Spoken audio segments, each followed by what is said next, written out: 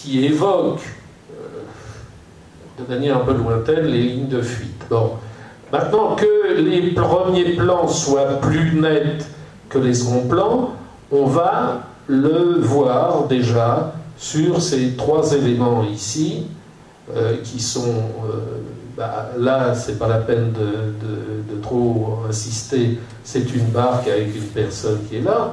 À partir... Alors là, c'est ce sur quoi reposait beaucoup ma conférence la dernière fois, c'est que là, il y a une chaîne que j'appellerais une chaîne syntagmatique, qui fait qu'un élément fait que, par sa proximité, il induit du sens dans le second. Ce qui fait que la lecture de ce second, si elle était détachée, elle serait quasiment impossible, mais à partir du moment où il y a celui-là, on lit celui-là. Puis à partir du moment où on commence à dire il y a celui-là, il y a celui-là, il n'y a plus de raison de penser que celui-là n'est pas non plus une barque. Alors que c'est dans le bleu, alors qu'on n'y voit plus rien, ou à peine, et que ça tente à se fondre dans le fond du paysage. En tout cas, ce qui est clair, c'est que même cette décrépitude, en somme, des formes indique qu'il y a un espace profond. Mais il y a un espace profond qui est tellement mou, en quelque sorte, tellement décrépit, en somme, qu'il y a quand même un élément fort qui fait que les éléments, quand même, vont s'accrocher à quelque chose. Et cet élément fort, c'est ça, c'est la ligne d'horizon. Donc, en somme, dans ce tableau-là, il n'y a pas véritablement un point de fuite qui serait d'une netteté formidable, mais il y a quand même une densification, en quelque sorte, des éléments, je n'ose pas dire des signes, des vagues signifiants, si vous voulez, mais il n'empêche que les vagues signifiants, vous voyez, ils sont en quelque sorte dégradés jusqu'au moment où on commence à voir que ces signifiants sont véritablement des signes. C'est-à-dire non pas seulement des traces dans la surface, mais des éléments qui renvoient à un référent, c'est-à-dire quelque chose qui peut être identifié. Alors là, bien entendu, c'est pas la peine d'insister pour voir des grues. Et vous voyez que là aussi, il y a ce jeu comme ça d'accrochage des éléments les uns les autres. Là, les bateaux, là, des fumées. Tout ça, si vous voulez, montre que la lecture d'un tableau, elle est une affaire de stratégie générale des signifiants et donc, si possible, des signes. Lorsqu'on reste dans la perspective c'est le cas de le dire, d'une peinture référentielle, d'une peinture représentative, en quelque sorte. Bon. Donc, il y a une sorte de fuite, en quelque sorte, qui est restituée parce qu'il y a aussi cet élément fort de la composition qui est un substitut du point de fuite, en somme. Parce que, à cause de la couleur de ce soleil, il y a une espèce d'attraction, d'attirance du regard vers ce point fort, alors que normalement la fuite elle devrait se trouver à peu près dans cette région, et que par le reflet du soleil dans l'eau, eh bien on a quelque chose qui est là encore, qui n'est pas une ligne de fuite, c'est un reflet, il est où il est, mais qui fait office en quelque sorte de ligne de fuite. Alors, vous voyez qu'il y a déjà une certaine base, puisque encore une fois on est en train de parler de qu'est-ce qu'est la réforme impressionniste de l'espace. C'est une manière de substituer à la perspective forte, parce qu'il ne faut pas croire, la perspective, si vous voulez, donc a été, comme je l'ai dit la dernière fois, elle a été mise en place au Quattrocento.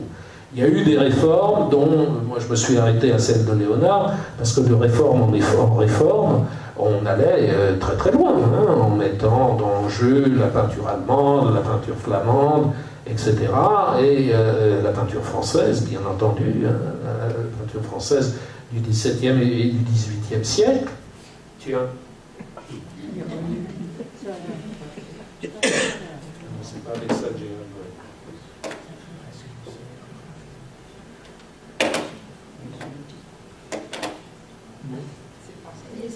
C'est parti.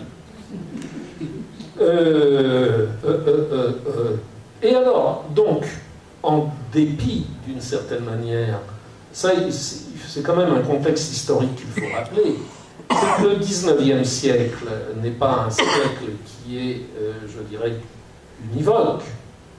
Il y a des courants qui sont dominants, et ce sont des courants qui sont, je dirais, rassemblés autour de l'enseignement académique. C'est ce qu'on a appelé aussi la peinture pompier, la peinture académique, etc. Bon, on lui a mis beaucoup de choses plus ou moins infamantes sur le dos, mais il y a cette peinture qui suit la tradition. Et cette peinture, on l'a appelée aussi la peinture éclectique.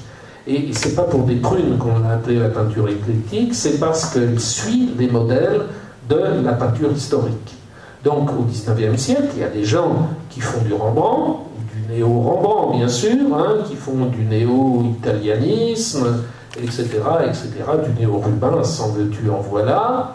Et puis il ne faut pas oublier aussi qu'il y a eu la photographie, qui est née donc, au début du siècle. La photographie, elle a donné des modèles, et les modèles, il semblait enfin, que la photographie donnait raison à la perspective. Ce qui était une curieuse manière de raisonner. Est-ce que tout le monde a, d'ailleurs, tout le monde a fait ce raisonnement-là? La preuve que la perspective est juste, c'est que quand on fait une photo, on retrouve absolument un schéma perspectif. Bon, je pourrais vous faire la démonstration avec des lignes et des traits, etc. Simplement, la seule différence avec la photographie, c'est que l'image qu'on obtient sur la plaque sensible, elle est inversée. Pourquoi? Parce qu'on n'a pas simplement un trou, mais une lentille pour concentrer les rayons lumineux. Bon, passons. Alors, on disait que, voilà, qui donne raison à la perspective. Et il y a un certain nombre de peintres qui ont continué à peindre avec ces schémas-là. Et d'ailleurs, lorsque Ingres, le grand Ingres, qui est devenu directeur de la Villa Médicis à Rome, membre de l'Institut et tout, Ingres, quand il était lui-même élève, et même post-élève, post-doc, on dirait à l'heure actuelle, à la Villa Médicis, il s'est fait taper sur les doigts parce que on envoyait, enfin les élèves là-bas, ou les gens qui restaient un peu, envoyaient à l'académie des peintures, et l'académie disait qu'on ne savait pas dessiner en perspective. C'était vraiment un gros reproche qu'on lui faisait. Bon, ça, à juste titre, pourrait-on dire, mais il faudrait voir pourquoi, comment, etc. Donc, déjà, si vous voulez, la peinture de Monet n'est pas recevable pour cela. Il n'est pas le premier à s'être mis en contravention avec les dogmes de la peinture. Il y a son illustre prédécesseur et ami, etc., animateur du groupe impressionniste qui se réunissait autour de lui. Hein, c'était une espèce de gourou, Manet, du point de vue de la peinture, au café Guerbois. Je n'entre pas dans les détails, ce sont des détails qui sont très connus, vous trouverez ça dans n'importe quelle notice Wikipédia ou n'importe quel dico. C'est pas pour ça que je suis venu ici, je suis venu pour répondre aussi à vos questions. Donc Manet, même si il n'était pas, comment dirais-je, n'a pas voulu entrer par la suite dans la société des peintres impressionnistes, il était quand même leur point de repère. Lui était assez souvent admis au salon. Je ne sais pas d'ailleurs qu'il n'y faisait pas un scandale, puisque en 1863, il y a eu un salon qui s'est appelé le Salon des Refusés. Hein, et le Salon des Refusés, eh bien, a été fait par Napoléon III dans un geste de gentillesse, comme ça, parce que cette année-là, il y avait beaucoup de gens qui avaient été refusés au salon, et bien entendu, en tête, Manet, avec son déjeuner sur l'herbe, 1863. Hein. Donc Manet pouvait être admis au salon, et quelquefois pas. Courbet, d'ailleurs, c'était exactement la même chose. En 1866, Courbet et Manet, tous les deux, ont été exclus du salon, et ont fait une baraque près du pont de l'Alma, dans lequel ils ont montré leur peinture. Et ça a été l'occasion du grand manifeste de Courbet sur le réalisme, en quelque sorte. Bon. Alors, Manet était réaliste à sa manière.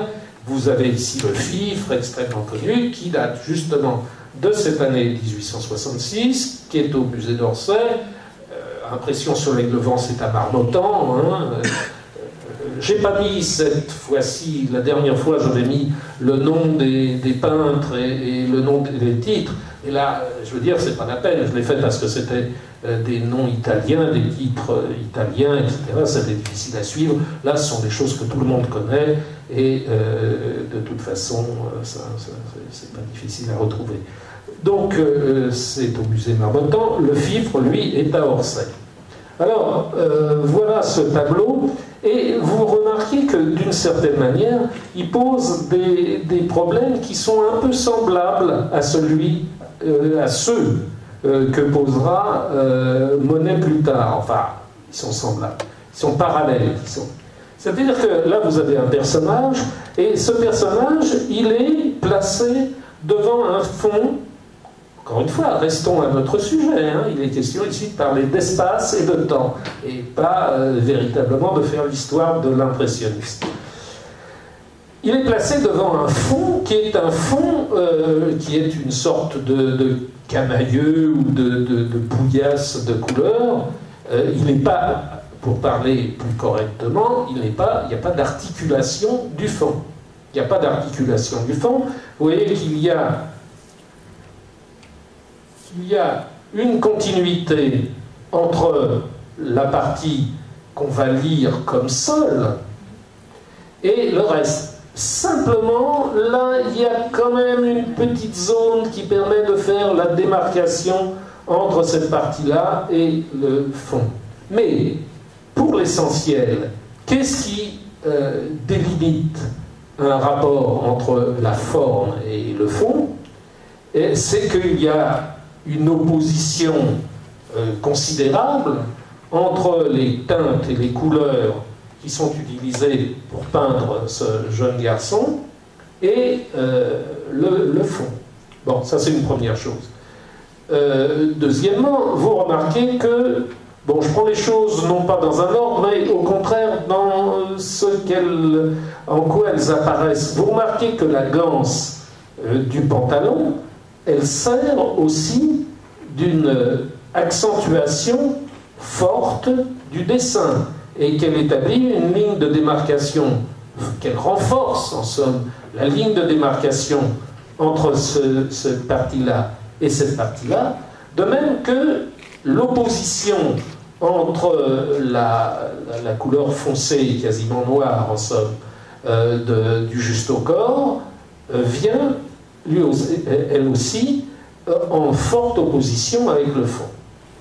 Ça, c'est la première chose. Donc, la couleur ici, ou la non-couleur, puisqu'il est convenu que le noir est une non-couleur, si l'on veut, voilà.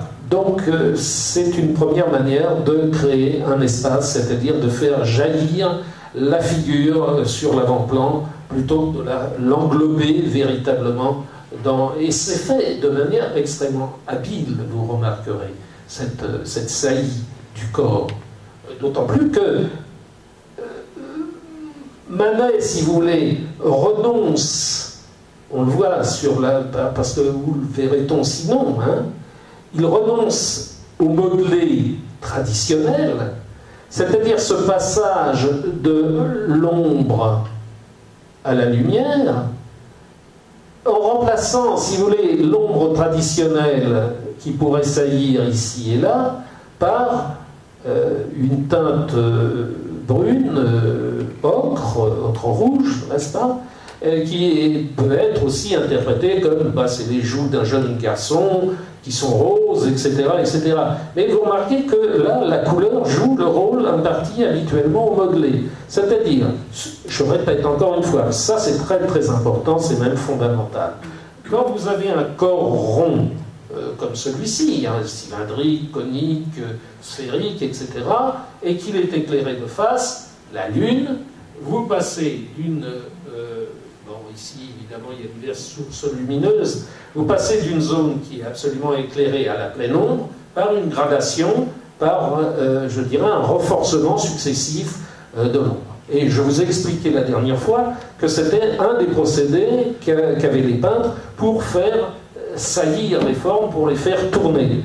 Encore une fois, je vous rappelle, j'ai dit où il y a modelé, il y a volume, là où il y a volume, il y a modelé. Hein. Mais faire du modelé, ça revenait à introduire du gris dans la couleur. Et ça, Manet, déjà, n'en voulait pas. C'est-à-dire qu'il ne voulait pas salir les couleurs. On verra tout à l'heure ce que ça veut dire. Bien sûr, les impressionnistes ont poussé ce souci encore beaucoup plus loin que Manet. Encore une fois, je parle de Manet pré-impressionniste, puisque je vous ai expliqué, encore une fois, qu'après avoir inspiré les impressionnistes, être resté un petit peu à distance, bah, finalement, lui-même est devenu, bien sûr, impressionniste. Sans jamais adhérer, hein, en somme, et son style est absolument impressionniste. Et autre chose qui est assez intéressante, c'est la manière dont les pieds sont posés. Donc les pieds sont posés, avec eux, ils font une ombre sur le sol, donc il y a un petit bout d'espace, et tout ça est très léger, très discret, et en même temps extrêmement efficace, absolument efficace. C'est-à-dire que même la pose des pieds, ici, produit un effet d'enfoncement dans le tableau et de perspective, et vous voyez que l'ombre qui est ici joue le rôle d'un prolongement de la perspective et d'une ligne de fuite qui n'est pas vraiment une ligne de fuite, parce que où devrait-elle se trouver cette ligne de fuite? On n'en sait trop rien véritablement et devrait éventuellement se balader par là, mais rien n'est sûr là-dedans, puisque, encore une fois, il n'y en a plus. Il n'y a plus de construction perspective, il y a une construction par les éléments eux-mêmes.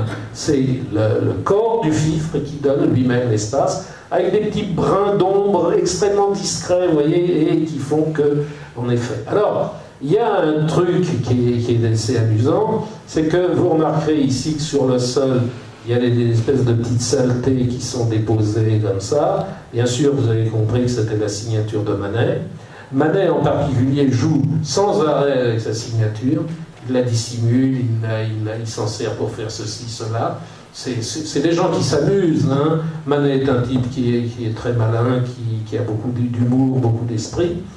Et il a mis sa signature comme ça. Et vous remarquez que cette signature qui disparaît, parce que vous comprenez, il y a un problème hein, qu'avaient bien senti les gens de la Renaissance. C'est-à-dire qu'ils ne signaient pas, souvent ils ne signaient plus leur tableau. Et ils se débrouillaient pour mettre la signature comme ça, hein, comme par exemple, je ne sais pas moi, dans le Sposalizio de Raphaël, il a écrit son nom